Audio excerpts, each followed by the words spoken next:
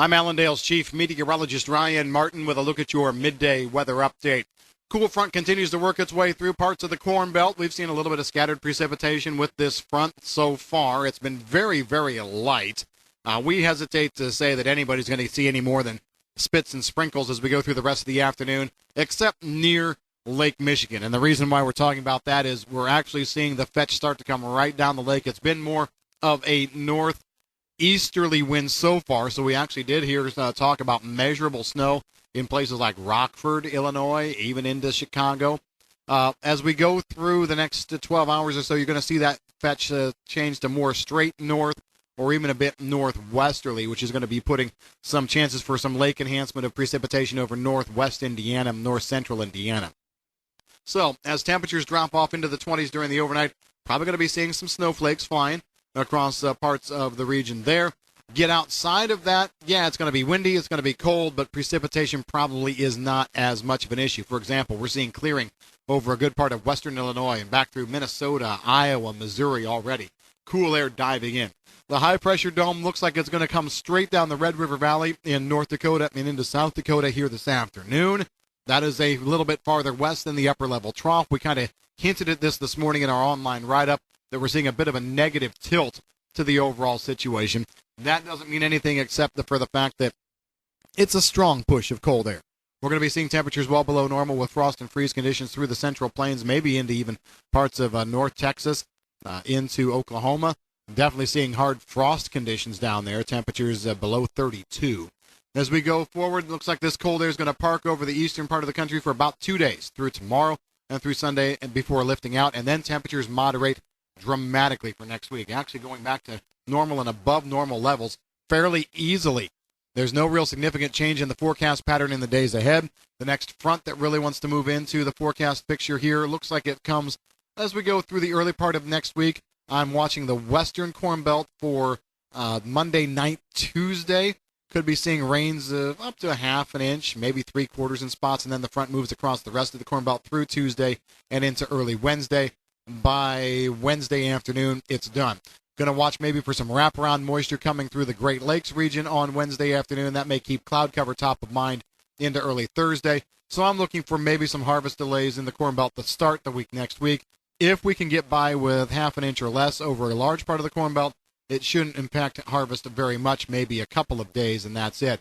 Areas to watch, though, for some bigger delays or bigger issues would be southern Iowa into Missouri and into Kansas. But those are areas where harvest actually has been steamrolling along pretty good as well, especially Missouri and into Kansas. After that situation, we're going to be seeing a low move across the Great Lakes as we go from the 8th into the 9th. Earlier today, we were talking 7th, 8th. I guess I'm going to kind of skew it more toward the 8th here. Most of that, though, keeps precipitation north of I-80. The next good front to sweep through the entire Corn Belt probably comes closer to mid-month. I'm looking at a strong low around the 13th, 14th. Moisture sweeping through, bringing a big push of cold air in behind it again. So I'm looking for temperatures to go below normal there. Earlier in the week, we were looking for that to kind of come with maybe a sagging or more of a zonal flow, bringing cold air to a large part of the country. Models right now, not quite sure how to handle it. One model puts the cold air in and keeps it there. Another one tries to develop some ridging over the western half to third of the country. To me, it really looks like this is going to be a scenario where the cold trough wins out.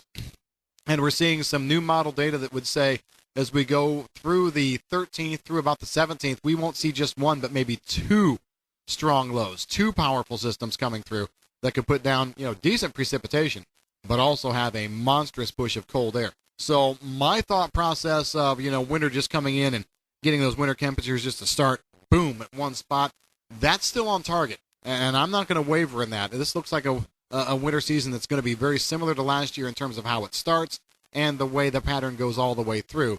We probably won't be as harsh as what we've seen last year, no matter what you read from other outlets regarding snow in weird areas of the world. But we are definitely going to be seeing the cold air come pretty fast, pretty furious, and it likely will start here later on in the month of November.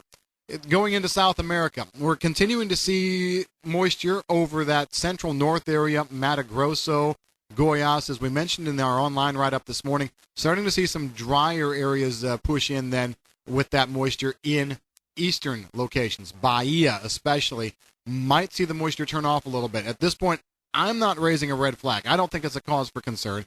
We've got good moisture at least over the next week to 8-9 days, and it's going to definitely be centered on Mato Grosso, so the biggest bean producer out there gets good rains. At this point, though, as we've kind of said earlier this week, any dryness to me, I think it would be a help because we still got to get a lot of the crop in the ground. So some windows of opportunity would be nice. We're seeing the best rains in South America in that south to southeast section. Rio Grande do Sul, Paraná, Santa Catarina, Sao Paulo, those areas picking up great rains over the next couple of weeks. One may even make the argument that it might be just a little too much. We'll have to see. And Argentina has timely rains. Not quite as much as areas farther to the north, but you know what? With the timing of them and how the fronts sweep through a large part of the country, honestly, Argentina probably still okay. That's going to be the one area that we want to monitor, though, in the weeks ahead. That's what we've got in your forecast at midday. If you've got any questions about the weather, give us a call at Allendale. I'm Chief Meteorologist Ryan Martin.